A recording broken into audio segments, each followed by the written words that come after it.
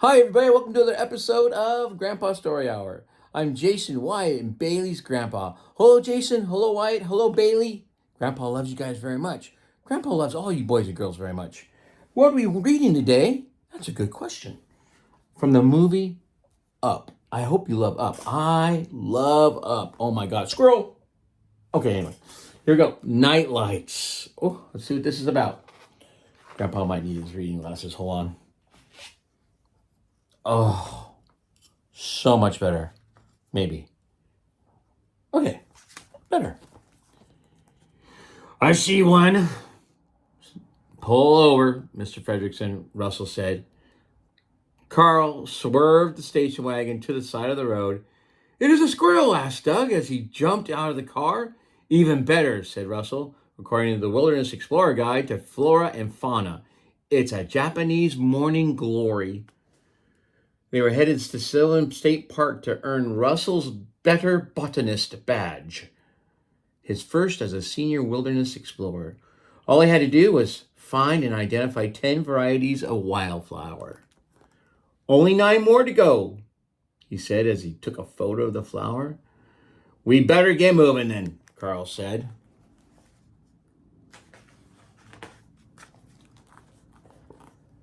As they drove, Russell looked at the flowers in his field guide. Wow, this book has everything in it, he said. It has sunflowers, it has butterfly milkweed, it has purple wisteria. Does it have a ghost crocus? Asked Carl with a smile. A what? Russell asked. A ghost crocus, said Carl. It's a legendary flower that blooms only at night. Pale as the moon, glows in the dark, with 6 silver petals and stars on its stamens. Brave explorers have looked for it for centuries. Most people don't think it exists, but Ellie swore she saw one once at the very park we're going to. Wow, said Russell. Then he frowned. I don't see it in the field guide. Like I said, most people don't think it exists, said Carl.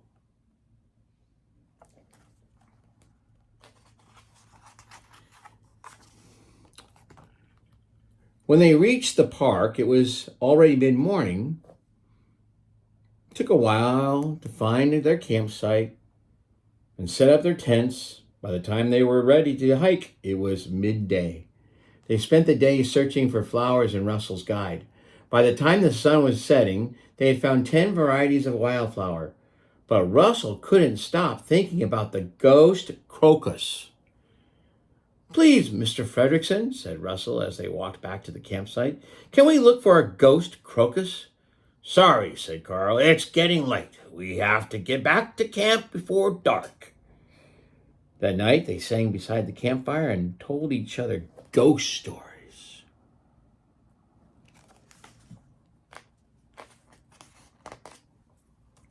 Very good, boys and girls. Oh, look at that. I love that picture. That's a good picture. And they looked at the constellations. All right, it's getting very late. It's time for bed, Carl said, opening his tent. He had forgotten all about the ghost crocus, but Russell hadn't.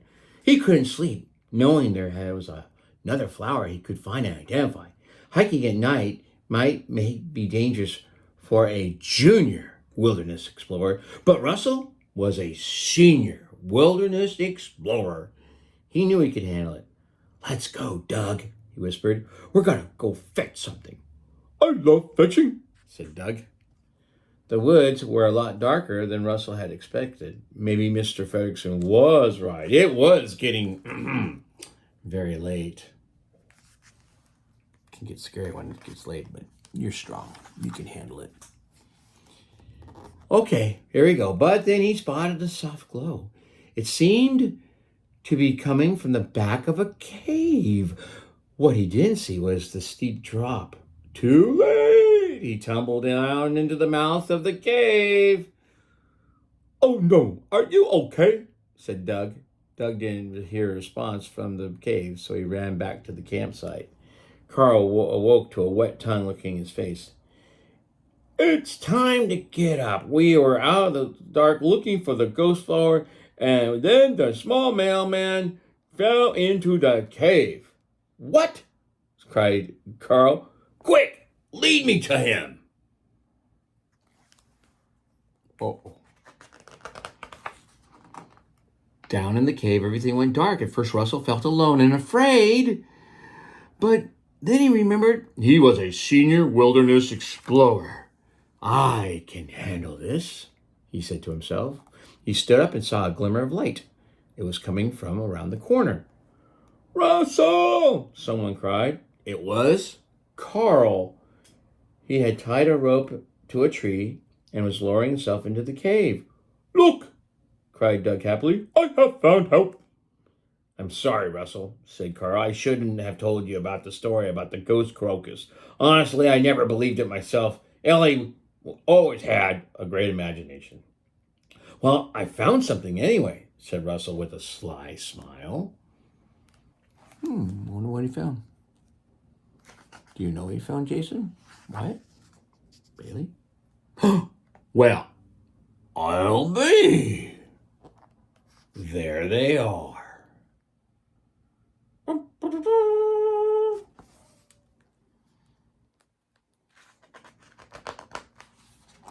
The next morning, Russell, Doug, and Carl packed up their things and headed back home.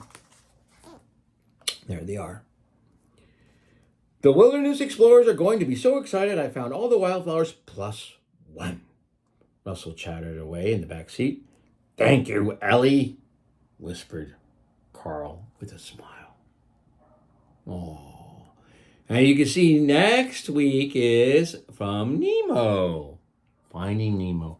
Boys and girls, you did such a great job. Jason, Wyatt, Bailey, way to go. Grandpa's proud of you guys. Hey, Mom, Dad, Aunt, Uncle, Grandma, Grandpa. We have a Venmo account if you'd like to help us keep this going. We'd love your support. Take a look in the description. And thanks a lot for letting me read stories to your kids. And thank you to my beautiful daughter-in-law, Ashley, and handsome son, PJ. Love all of you guys. God bless. Till next time, it's going to be Finding Nemo.